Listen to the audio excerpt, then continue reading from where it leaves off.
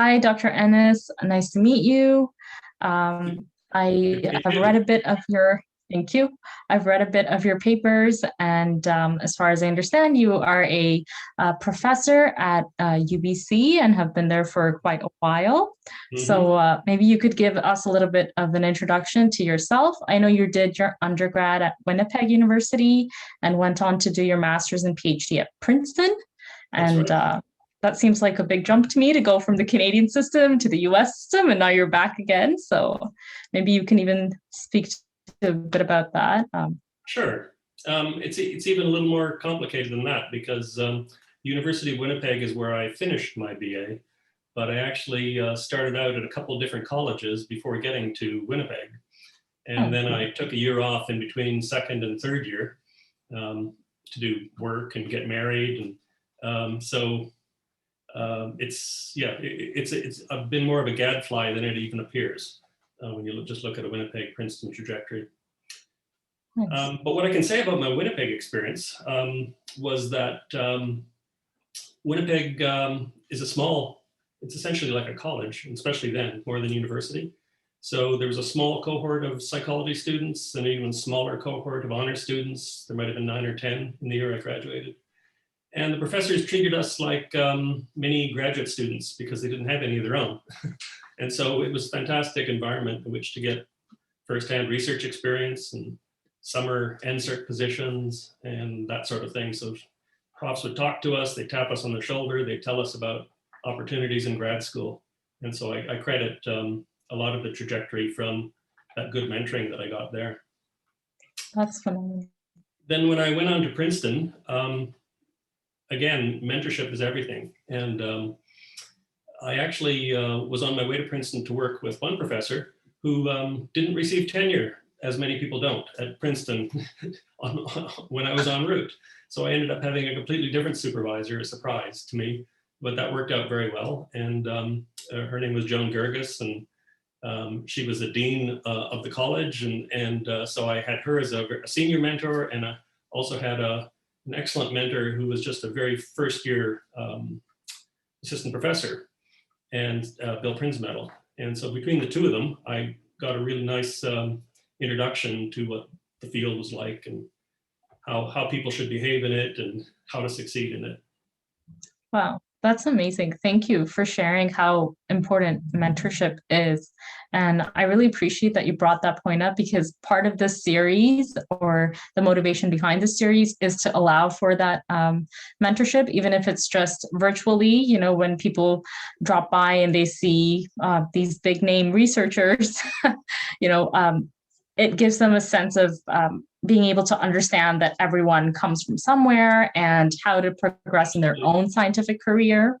Mm-hmm. And so that's why I think the series is so valuable. And obviously, hopefully, that's part of the reason why you've also taken the time to participate. And Exactly. Yeah. thank you. And talking about your experience in undergrad and graduate school, how did you come to focus on the specific topics that you work on now? Was that a key component of moving from undergrad to grad, or?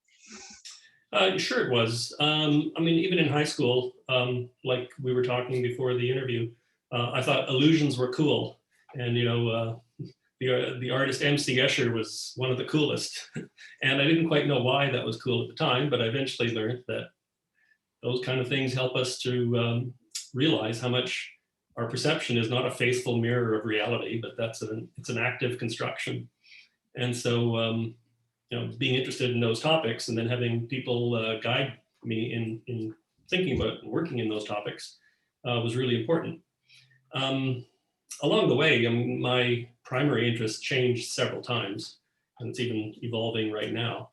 Um, so I went to grad school to work with babies in the first place, and that didn't work out. So I ended up working with school children. And human development is a nice way to get into the way that our perception is constructed and the various factors that influence how perception works. And then as time moved on, I became even more interested in the relationship, I guess, between what you'd call consciousness and the unconscious processes. And so, I mean, two really critical questions there are Why are we so unaware of most of what the brain does on the one hand, but on the other hand, how is it even possible to be aware of what we are aware of? Both of those are profound questions. And then more recently, like 10, 15 years ago, my interests wandered off into social perception and emotional perception. And partly because there was a movement in the field that was coming to realize that perception wasn't, evolved to read what most of us do every day, which is look at computer screens, but it was actually to manage our social relationships and to try and predict what people are going to do next and what we should perhaps be doing next. And so that took my sort of interest in visual perception and those tools into the realm of watching other people in action, studying the way that social relations change our perceptions, and that sort of thing. I mean, along the way, I wasn't alone in this movement. People were learning that when someone was just lying on an fMRI table, their brain wasn't quiet. It was thinking about what people had done to them, what they were doing to people in the past, and what they were about to do, mentally simulating the future. So that's a brief story of sort of where I began and where I am now, but it's probably not too unusual compared to other people in my field. Sure. And as a just young researcher myself, I can say that my interests have shifted a lot. So I started out in Han Sun's lab in my undergrad, looking mainly at visual attention. And then I moved to Pat and Allison's lab, where I'm more focused on perception itself and more like low level or lower level vision. Mm-hmm. Yep. And something that I think I struggle with, and maybe a lot of other graduate students struggle with, is how do you embark on this journey of a new topic? Because every time you start a new topic, especially if it's not within the same field as your supervisor's expertise, it can be a bit daunting because there's a lot to read, or, it's just very tough to get started without that mentorship. So can you speak to that? How did you make those changes? Yeah, I think for me, the key was continuing to read widely. And when I say read widely, not just read widely in my field. So, of course, many of us, have set up alerts on Google Scholars so that when articles that are relevant to our work in the past come up, we can tell what's going on. But when I say read widely, read the New York Times, read the Atlantic, read Scientific American, read what the rest of the culture is reading, and read in other disciplines like computer science and medicine, because we all live kind of in the same social milieu, and the ideas that are in one place are going to eventually influence the ideas somewhere else. And so I think it's important to be aware of how society, how our thinking is changing. And in that process of gathering that information, making our own categories about it, research ideas just, pop up everywhere. For sure. And I think I like that point that you mentioned of research sort of being and like just there in our culture, and like all of the scientists as like a big scientific community, and that's why it's so important to read widely, is very pertinent to me right now, because I'm TAing for the second year writing course, and students are writing about a variety of topics, but every time they write, I'm seeing the development of scientific ideas. And I think that's something that I've gotten out of reading widely, across different disciplines and domains. So I definitely appreciate that. If I can piggyback on that idea just a little bit, it also helps you become a better writer. So in reading widely, you learn how to talk to different audiences, or you learn how they talk. And if you can infuse that in your own writing, it makes your work so much more widely accessible. Exactly. And science communication has become such a big part of what scientists do today. And I think the pandemic is just a really good example of that, because as scientists, we all need to learn how to communicate to people about the effectiveness of vaccines or masks or, everything that's scientific about this pandemic. Yes. For sure. How you evaluate evidence. Yeah. Absolutely. Yes. So switching gears just a little bit to talking more about how do you develop the skill sets required to work in the field of visual perception? If someone's interested in starting out in this field, what would you recommend they do? What skills should they develop? Yeah, it's a really good question, and you forced me to think about that one by sending it to me earlier. And the best answer I could come up with was stay in touch with the current technology, whatever that means. Because when I look back at my own experience, I was an undergraduate when each university didn't even have a computer. We talked to a computer across town at the bigger university in Manitoba by punching holes in cards and then feeding those cards into readers and then having the printout come the next day. And of course, it would be headed by the word or the phrase syntax error, and then we'd correct our mistakes and do it again. But that all just to say that was cutting edge technology at the time. And so quite a few points, I think, by staying on top of whatever the current technology trends were, those trends will affect our theorizing.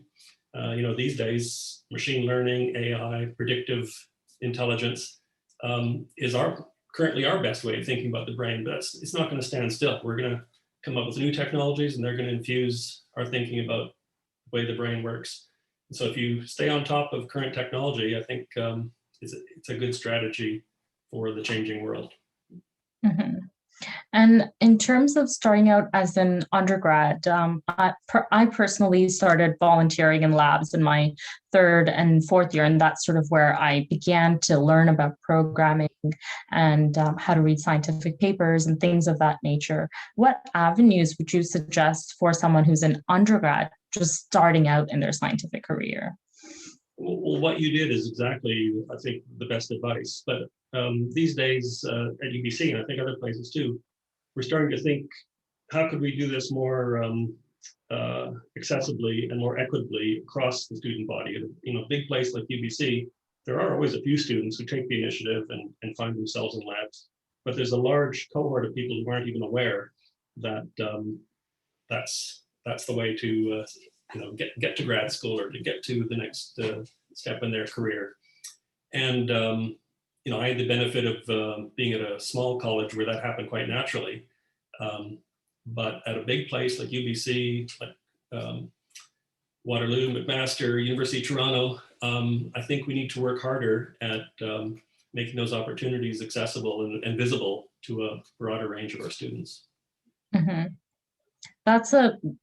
I think that's a good point to mention that it's not always the onus is on the student. Part of the onus is also on the administration and the professors. And I guess that's something for students to just keep in mind is that it's not always you who's the problem. It's sometimes you just need to, voice your opinion, and often supervisors and administrators are kind enough to take that and make improvements, if not for that year, for the upcoming years. Mm-hmm.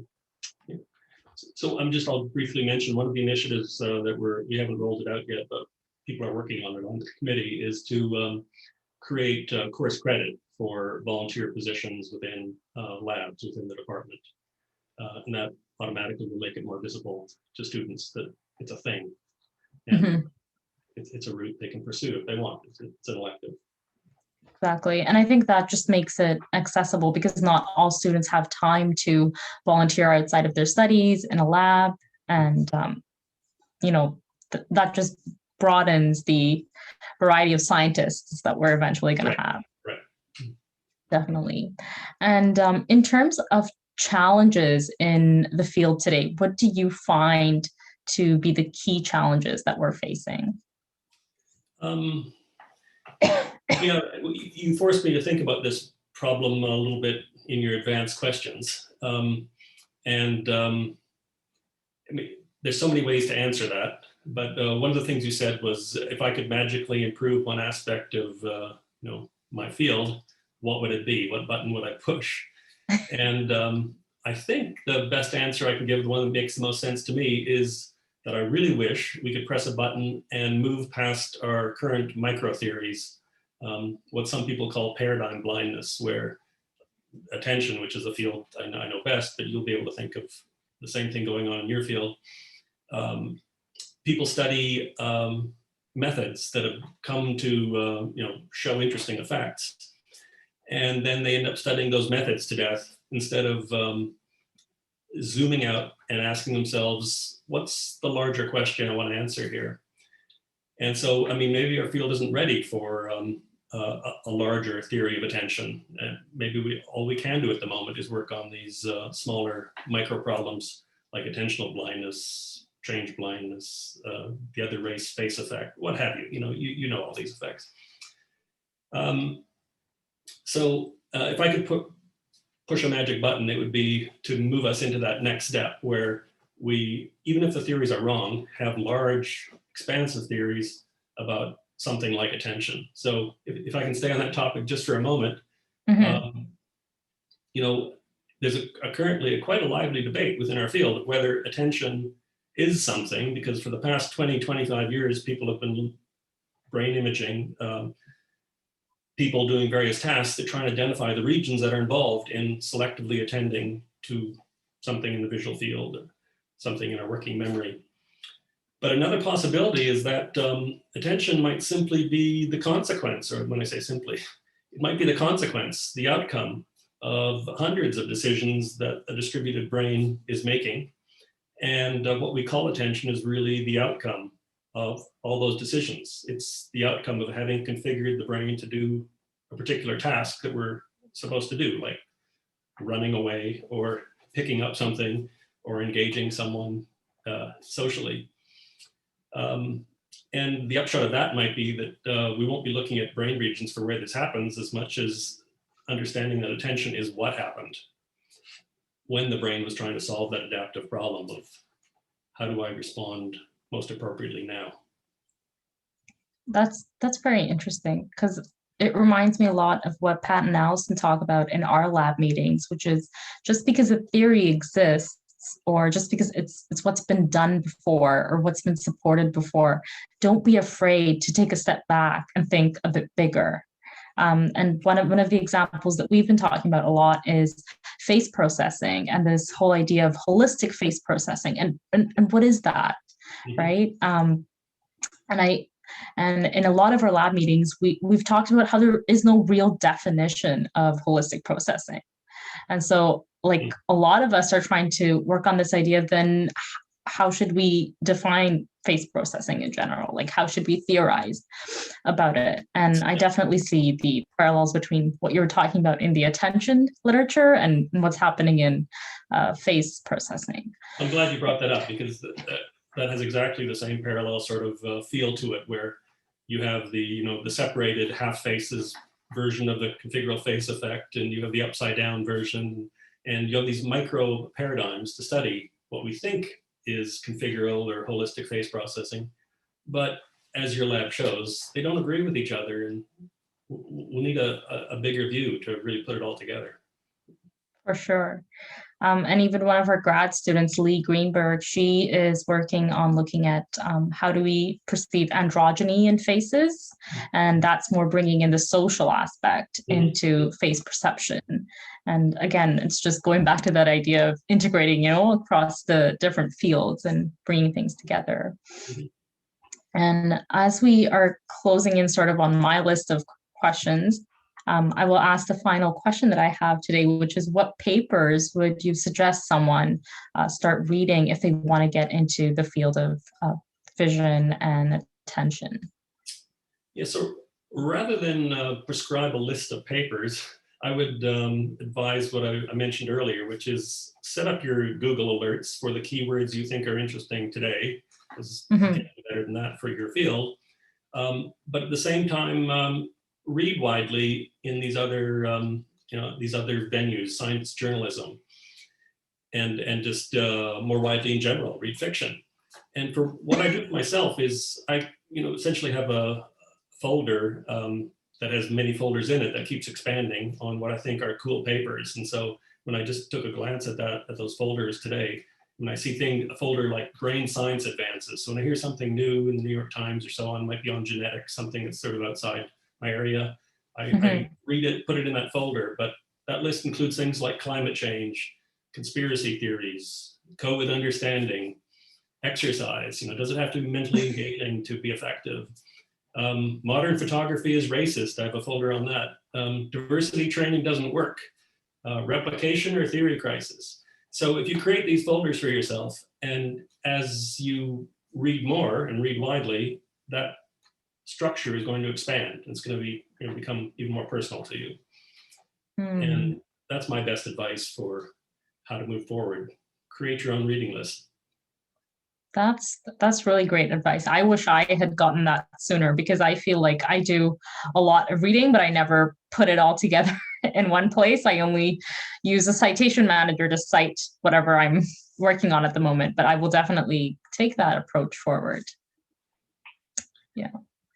I think that brings me to my, on my end, the end of all the questions that I have for you.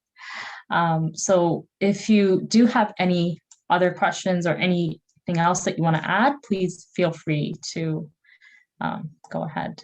Well, I just want to say that you made this relatively painless and quite enjoyable, actually. And I really enjoyed getting to hear about your work prior to this interview and how it fits into the lab that you're working in. So thanks for that. Yeah, definitely. And I guess I haven't addressed one question, which is, how is your lab coping with COVID? Because in my lab, we're focusing more on papers, more on doing online experiments. I don't know what it's looking like for you. So the question is, how much time do you have? Go ahead. I mean, I'll as long as you need. And you can edit this later. But we made a decision very early on to make a rapid shift to online and remote testing. And of course, that came with some costs, like it changed the questions we were going to be able to answer, because we would have to cope with the fact that people were answering our questions, doing our tasks in their own location that we had no control over, on their screens that we had no control over.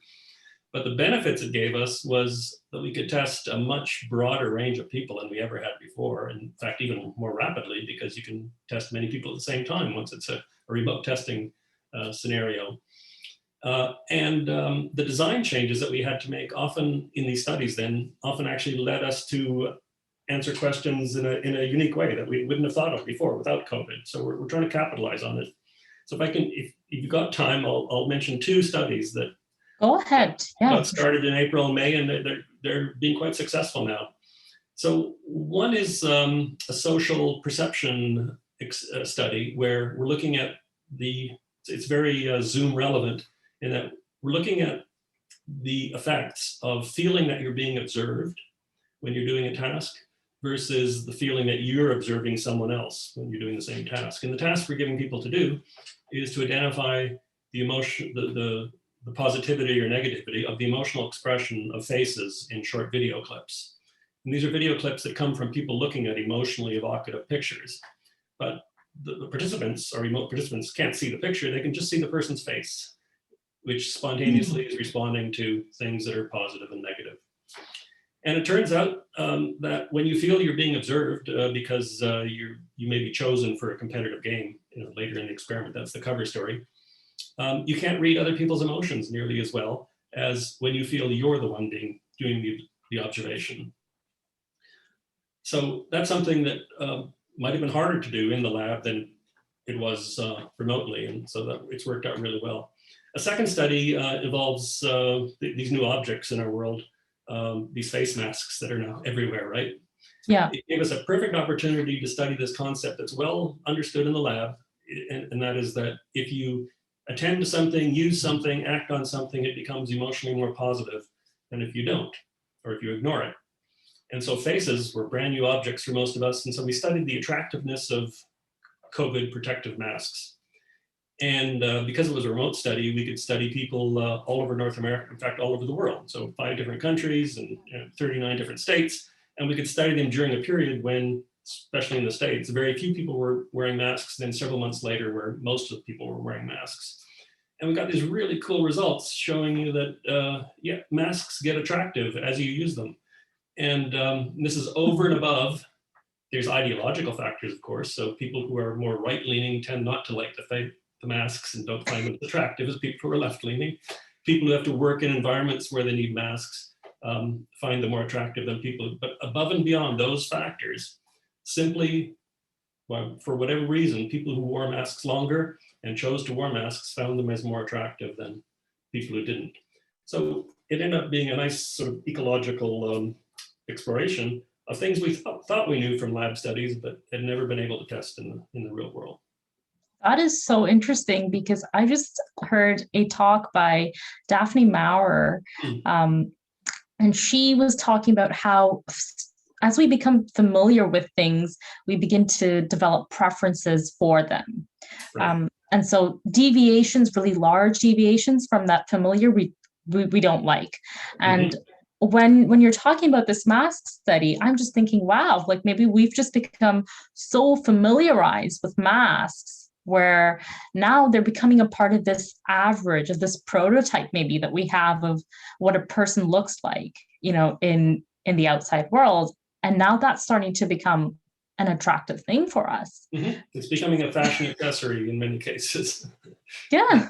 And that's like pretty mind-blowing to think that a pandemic like this would, you know, help us like confirm our research findings from such strict lab studies. Sorry, it also I think has interesting social policy implications, i.e. if you can cajole, coerce people into wearing masks, they're going to end up liking them, even if they don't initially. So if you create environmental nudges, in other words, is a better way to put it, you can have more success in reducing COVID and saving lives. For sure. And I think that's the whole idea with even these reminders that we get like on our phones, is sort of giving people that nudge will have them end up liking that activity. And I think that's the whole craze that's been happening behind Fitbits and, you know, other things that like monitor your activity and give you this goal to work toward, for sure. Well, that truly brings me to the end of all of my possible questions that I wanted to ask you today. I apologize for going on at length on some of those questions. That's totally fine. I mean, we all have editing software, so obviously we can edit stuff at the back end. But once again, thank you so much for joining me today. And that is what I have to say. Thanks for nice the opportunity. to meet you too. Okay. Yeah. Bye-bye.